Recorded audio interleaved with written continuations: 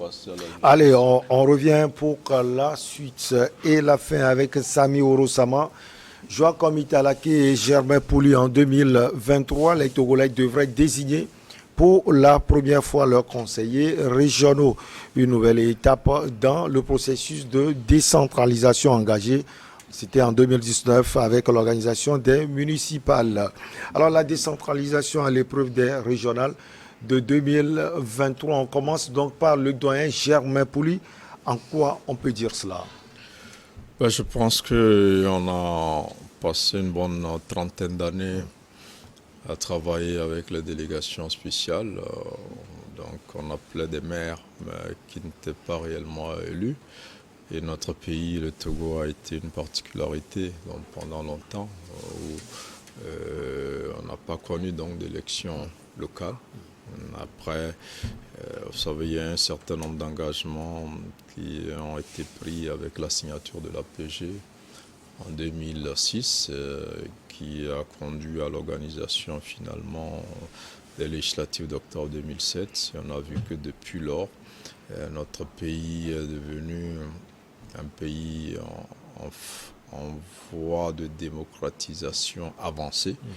Et on a enchaîné plusieurs élections législatives et présidentielles assez transparentes, saluées donc par nos partenaires qui pendant longtemps nous avaient mis sur le banc des accusés des pays déficitaires sur le plan démocratique. Donc depuis 2007, il y a une embellie démocratique dans notre pays et le pays se devait de poursuivre cela en allant sur le terrain de la décentralisation, en organisant donc ces premières élections qui n'ont pas eu lieu donc depuis une trentaine d'années. Ça a été fait donc en 2019, donc en juin, et on a connu un peu donc depuis plus de 2 ans cette décentralisation là avec des élus locaux qui essaie chacun d'apporter sa pierre à sa manière avec une certaine efficacité à l'enracinement de la décentralisation. Et donc c'était aussi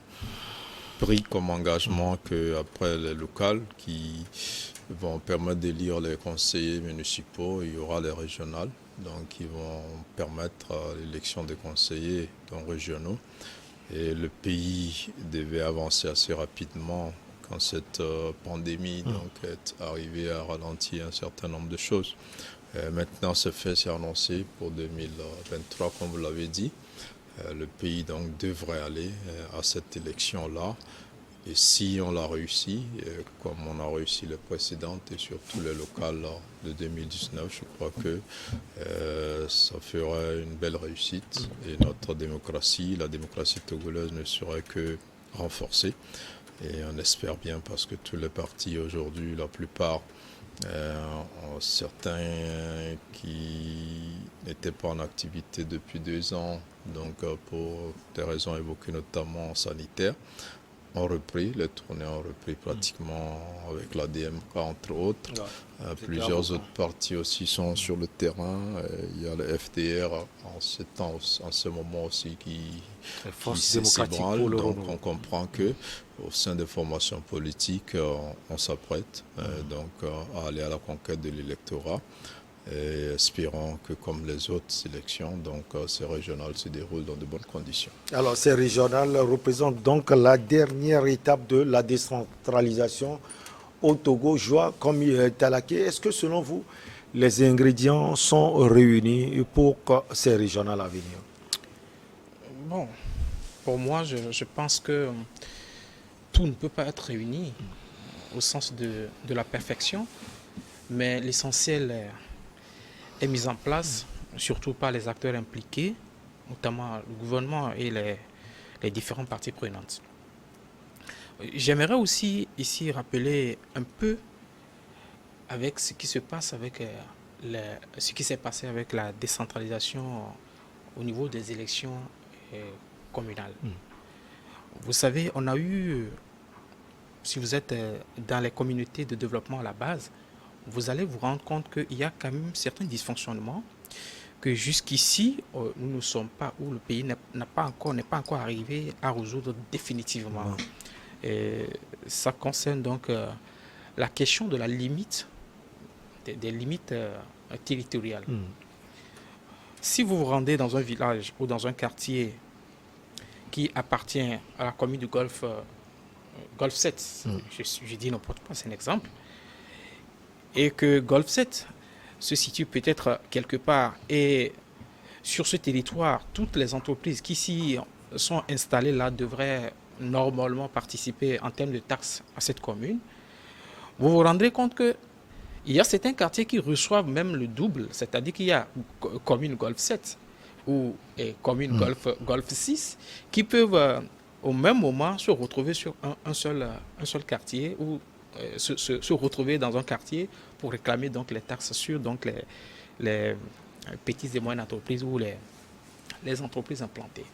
Ceci m'a amené à une autre réflexion pour comprendre quelle serait donc, nous savons, quelle serait la limite des différentes régions de notre pays.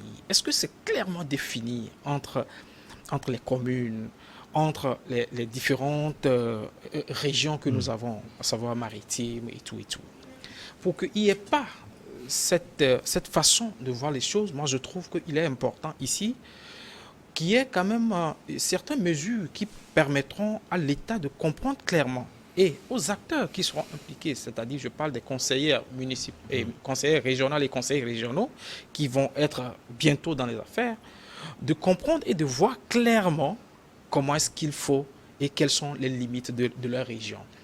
Alors, je sais qu'auparavant, on n'avait pas quand même de formation accréditée portant sur la gestion des communes.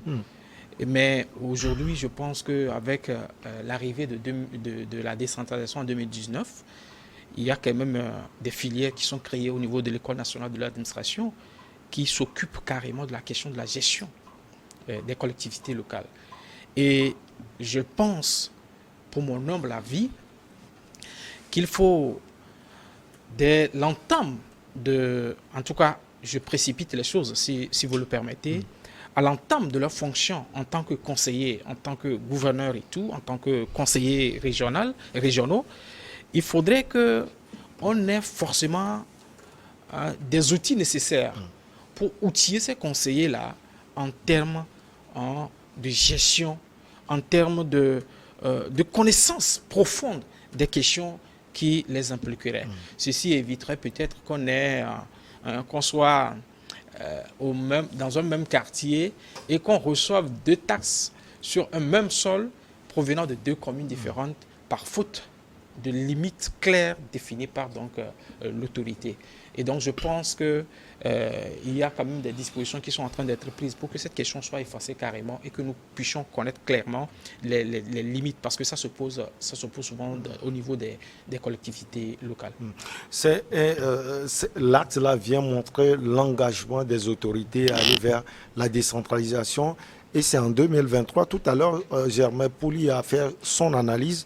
On sait que le parti au pouvoir est déjà enraciné, UNIR est partout, mais quand on parle de l'opposition au Togo, Samir Ouro-Sama, est-ce que l'opposition aussi est prête pour ces échéances à venir en 2023? Je pense qu'ils sont plus que prêtes, ces formations politiques de l'opposition. Vous savez, c'est ce qui est encore plus extraordinaire dans notre pays, la disponibilité, l'engagement des autorités à déconcentrer de plus en plus le pouvoir. Beaucoup ont crié que le pouvoir est trop centralisé, que tout se fait, se prend à Lomé. Mais vous avez vu, au Togo, nous avons 3 degrés de décentralisation. Nous avons les communes, nous avons les préfectures et nous avons les régions. Donc nous sommes en train de parachever le processus de décentralisation qui a été voulu par le président de la République et dont le gouvernement a mis en œuvre des moyens pour pouvoir arriver à ce stade-là.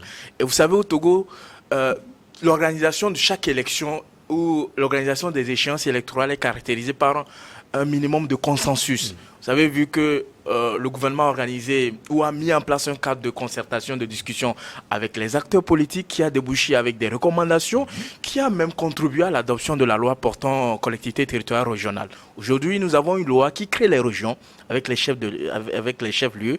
Et pour répondre à la question ou à l'inquiétude de mon cher ami, la loi a prévu dans une de ces dispositions qu'il y aura un décret qui va déterminer le ressort territorial des régions. Donc, je pense que ça va résoudre en partie sur le plan théorique en termes de délimitation de ces régions-là. Ce qu'il faudrait aussi ajouter, c'est que beaucoup ne mesurent pas l'importance d'organiser les régionales. Peut-être qu'il faudra qu'on puisse avoir une autre occasion pour en débattre clairement sur cette nécessité-là d'aller à la régionalisation du pouvoir, ou si on peut le dire ainsi, à décentraliser de plus en plus le pouvoir, à permettre à ce que nos régions soient sur le plan économique, que le développement soit équilibré. Aujourd'hui, quand vous prenez Lomé par rapport aux autres régions, que ce soit Atakpamé, que ce soit Sokodé, qui est le chef de la région centrale, Kara et Dapaon, le développement, il n'est pas équilibré, il n'est pas équitable. Donc, je pense que les régionales vont contribuer à renforcer et à stimuler l'économie régionale au niveau de ces régions-là. Donc, on peut agir véritablement, par exemple, sur l'agriculture, on peut agir, par exemple, sur le secteur sportif, on peut agir sur le secteur de la santé, on peut agir sur le secteur social, on peut agir sur la culture. On peut mettre en valeur les cultures de chaque région, ce qui n'est pas aujourd'hui. Quand on parle de la culture, il faut attendre une fête traditionnelle pour voir cela. Mais il peut y avoir une politique adéquate, adaptée à chaque région pour qu'on ait à ce stade-là. Le dernier élément sur lequel je voudrais rassurer, c'est que tout est mis en œuvre. Vous avez vu, il y a eu une cour, il y a la CENI qui a été renouvelée, les membres qui ont élu le président, on a le recensement biométrique qui est annoncé pour bientôt. Il y a, comme le doyen l'a dit, il y a beaucoup plus de lever des mesures pour permettre à ce que les partis politiques, que ce soit du pouvoir ou de l'opposition, puissent véritablement aller à l'encontre des populations et partager leurs idéaux. Donc, je pense que tout est mis en place, ou du moins, tous les éléments sont réunis pour qu'on aille à une belle fête régionale en termes d'élection qui va être organisée. Ce que les gens ne voient pas derrière cela, c'est que à l'issue des régionales, on va penser à mettre en place on va penser à organiser les sénatoriales, si je suis bien arrivé. Donc je pense que c'est le seul maillon qui manquait véritablement. Vous savez, la composition du Sénat, c'est cet élément-là qui manquait. On va aller vraiment à cette étape-là, mettre en place un Sénat. Beaucoup vont s'interroger également, est-ce qu'on a besoin de mettre un Sénat? Vous savez, le président de la République est engagé à rendre le pouvoir de plus en plus décentralisé, de plus en plus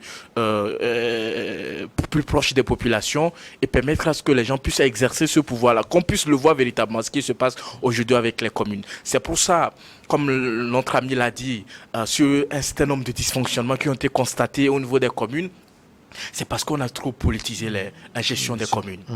Je pense que les gens n'ont pas encore compris l'idée qui est derrière le processus qui a été déclenché par les autorités en place. Il faut laisser les débats politico-politiciens. Ça ne nous amène nulle part. Il faut voir, par exemple, de façon concrète, quelle est la solution qu'on va apporter à la question de la voirie dans nos communes, à la question de la salubrité, à la question de l'aménagement des rues et tout ça là. C'est cela l'enjeu. Ce n'est pas une question de voir comment on va rebaptiser une rue, comment est-ce que... Quel nom? Mais attention, il faudrait que la rue soit belle et tout. Et les communes ont un rôle à jouer dans ce sens-là. Je pense qu'on est à l'étape d'apprentissage. On apprend au fur et à mesure. Et je pense que les communes qu'on a aujourd'hui, dans 5 ans, ne seront pas les mêmes. Les conseils régionaux qu'on aura et qui vont élire un président de région. Donc, quand on aura toutes ces structures-là, c'est-à-dire qu'on apprendra au fur et à mesure et on pourra corriger les erreurs qu'on aura à commettre. Et je vous assure, d'ici 5 ans, le Togo sera encore plus beau. Alors, Germain Pouli, décentralisation, on applaudit les autorités du pays pour l'engagement. On fait l'expérience du niveau local, mais cette question est toujours là, c'est la question d'autonomie. Avant de parler éventuellement des élections régionales à venir, on va revenir sur l'autonomie justement au niveau local. Alors, quel regard portez-vous sur cela? Je crois que les mairies s'en sortent bien. C'est parce qu'elles auraient souhaité sur le plan financier.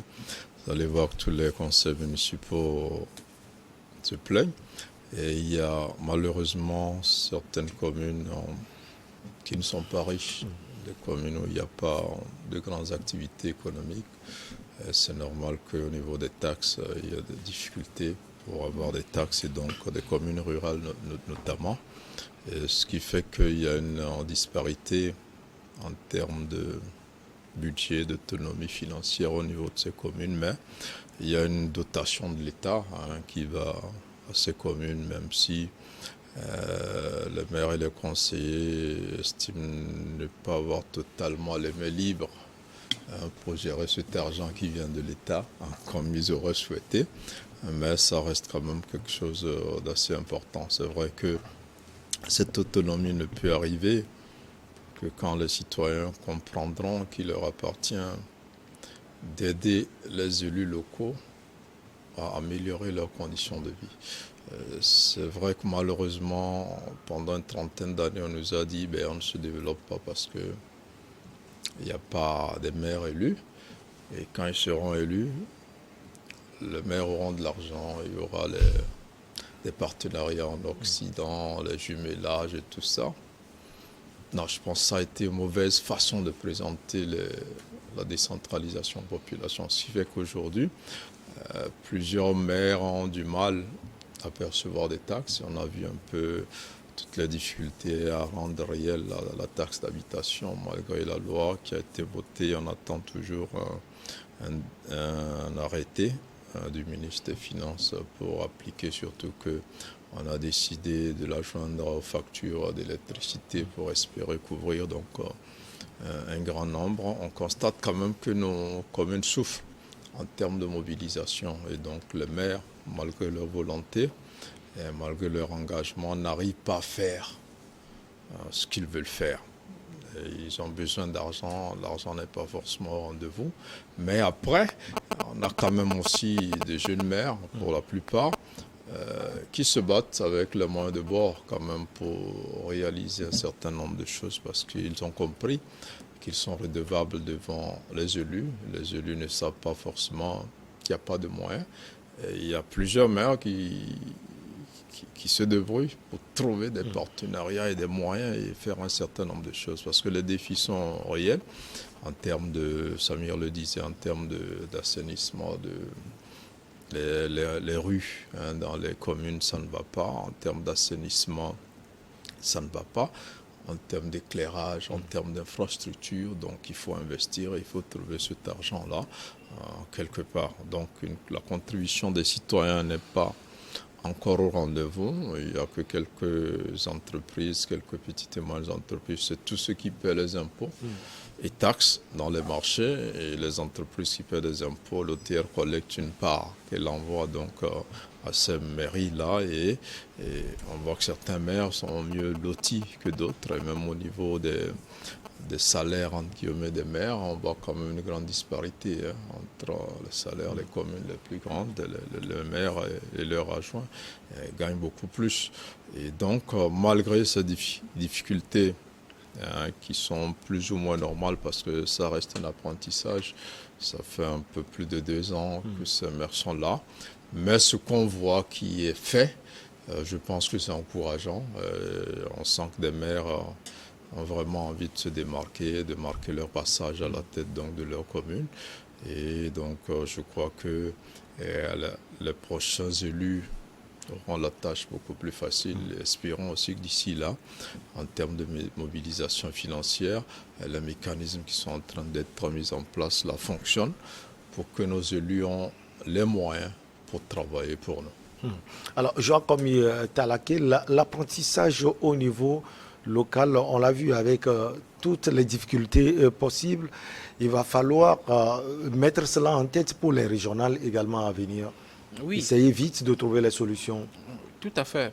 Parce que moi, je trouve que les élections locales qui se sont déroulées dans de bonnes conditions, à la suite desquelles les maires sont issus, je crois que les régionales, tous ceux qui aspirent à pouvoir être conseiller régional ou conseiller régional, je pense qu'ils ont simplement le droit de pouvoir s'inspirer de ce qui s'est passé, des failles. Parce que c'est une sorte de continuité, si je peux le dire ainsi. C'est une continuité et que il ne peut pas avoir de région sans commune. Et donc, ils ont l'obligation de pouvoir s'inspirer, de trouver réellement une faille et de trouver toutes les failles qui sont évoquées au niveau des communes. Cela les éviterait donc de pouvoir avoir la marge sur ce qui pouvait advenir plus tard. Et puis, il faut rappeler aussi que, vous savez, les communes ici ne sont pas, comment je peux le dire, ils n'ont pas la même mise sur dans tous les domaines qui impliquent les communautés. Vous allez voir que les grandes infrastructures, par exemple, ne sont pas du ressort donc des communes, et c'est forcément en ce sens que nous avons besoin des conseils régionaux, une entité régionale qui pourra coordonner. Mais le doyen a évoqué un point très important qui concerne donc la mise à disposition de ces communes des fonds.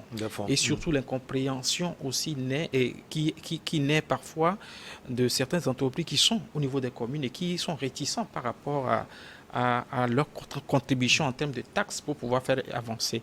Alors, vous allez voir que lorsque vous êtes dans les périphéries, dans les quartiers moins fortunés de Lomé, vous allez constater qu'il y a des ruelles qui sont tout au plus retracées, soit on amène des catapillars qui essaient de marcher dessus et tout pour pouvoir aplanir.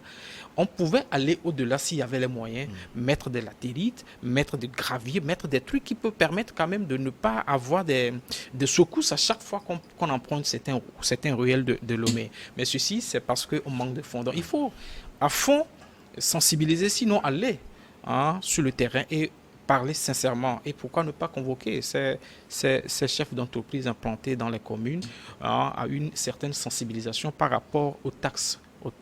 Bien sûr, OTR en fait énormément. Lorsque vous créez nouvellement votre entreprise, OTR, la première action à vous faire, c'est de vous convoquer à une certaine civisme fiscal pour vous permettre donc de contribuer d'une manière consciente et que vous puissiez donc participer à l'effort que le gouvernement essaie de mettre en place pour donc l'avancement donc de nos communes. Samir, on va chuter avec vous. Qu'est-ce qui n'a pas, selon vous, marché au niveau, si on peut le dire, local et qu'il faut à tout prix corriger pour les régionales à venir? La première chose qu'il faut relever, c'est que ces équipes qui dirigent aujourd'hui les communes n'ont pas de l'expérience. Ils n'ont pas, je ne vais pas exagérer, mais ils n'ont pas de la compétence en termes de gestion d'une collectivité territoriale. Et ça, il ne faut pas se voiler la face. Et certains font des efforts aujourd'hui d'aller s'inspirer d'expériences ailleurs. Il y a d'autres qu'on a vus qui sont allés en France, d'autres sont allés en Italie, d'autres sont allés même en Afrique. Et nous avons vu le rôle formidable que fait aujourd'hui la fêtière des communes du Togo, qui essaie de tuer régulièrement ses membres, notamment toutes les communes du Togo, sur un certain nombre de matières. La comptabilité, la gestion d'une collectivité, le management d'une collectivité territoriale, toutes ces thématiques-là qui renforcent d'abord la gouvernance locale et ensuite qui permet à ce qu'on puisse maximiser la mobilisation des ressources. C'est très important. Et également l'élaboration du budget qui a été accompagné par certains partenaires, notamment la GIZ, qui permet à ce que les communes puissent mettre en place des budgets participatifs, puissent mettre en place des plans communaux de développement, et qui puissent faire participer les populations en cela. Parce que plus les populations participent à l'élaboration de ces documents locaux, plus ils ont connaissance et ils ont conscience qu'il faudrait apporter sa contribution d'une manière ou d'une autre. Le second volet qui a fait que ça n'a pas marché, c'est d'aller par exemple dans une commune et dire que nous sommes venus mettre en place la politique du chef de l'État. Mais attention, vous n'êtes pas venu pour faire la politique. Vous êtes venu pour essayer avec la population locale pour trouver les voies et moyens pour pouvoir résoudre les besoins locaux. C'est pour cela que le gouvernement en place, ou le pouvoir en place, ou le pouvoir central a préféré vous transférer une partie de sa compétence. Et comme notre ami l'a dit, on ne va pas vous transférer toutes les compétences de l'État. En l'état actuel, parce que vous n'avez pas toute la compétence, toute la maîtrise nécessaire. On va vous transférer les compétences au fur et à mesure. Je comprends la frustration de certains élus locaux, comme quoi l'État a gardé en elle beaucoup de compétences, mais au fur et à mesure, vous allez voir un beau jour, on va dire qu'on a transféré la gestion des écoles publiques dans une commune à la commune. La gestion, par exemple, des dispensaires ou des centres médico-sociaux aux communes. Ça viendra au fur et à mesure, quand on se rendra compte que nous avons au sein de communes des compétences nécessaires pour pouvoir gérer et pouvoir assurer une gouvernance locale efficace. Ça, c'est de deux. Le troisième point sur lequel il faudrait insister, ce qu'il faudrait au niveau des communes, qu'on puisse en mettre en œuvre effective les bureaux du citoyen. Il faut que dans le budget que vous êtes en train d'élaborer au niveau de votre commune, que vous réserviez un budget au fonctionnement de ce bureau-là. Parce que c'est cela qui permet à ce que la population puisse être en contact avec vous. Lorsque la population a des propositions, c'est à travers le bureau du citoyen. Lorsqu'il a des préoccupations, c'est à travers le bureau du citoyen.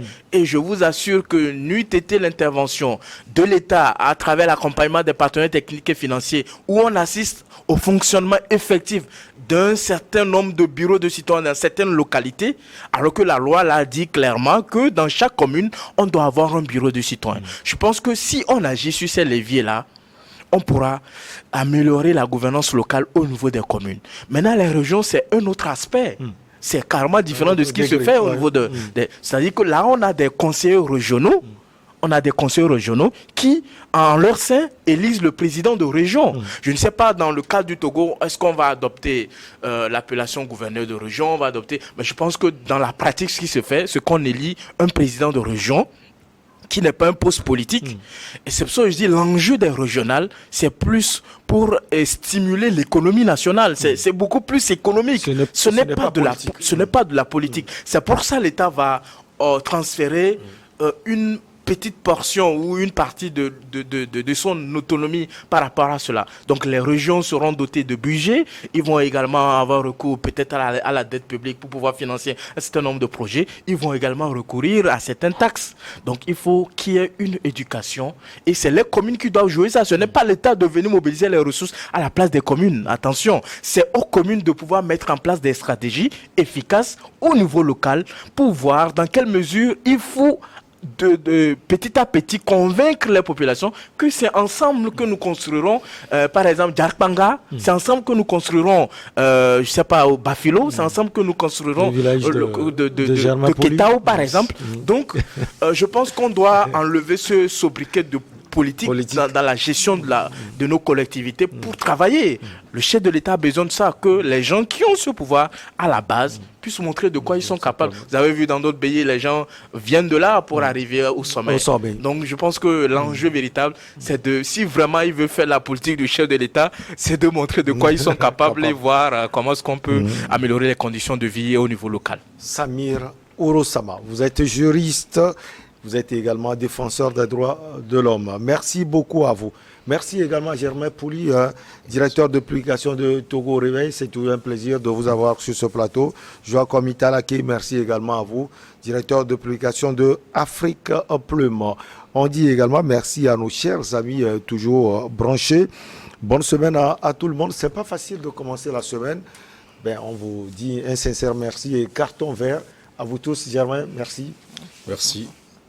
Merci Samir. Merci beaucoup Michel. À nous revoir. Ouais, Joachim, on est toujours ensemble. Merci, on est ensemble. À lundi prochain. À lundi prochain. À très bientôt.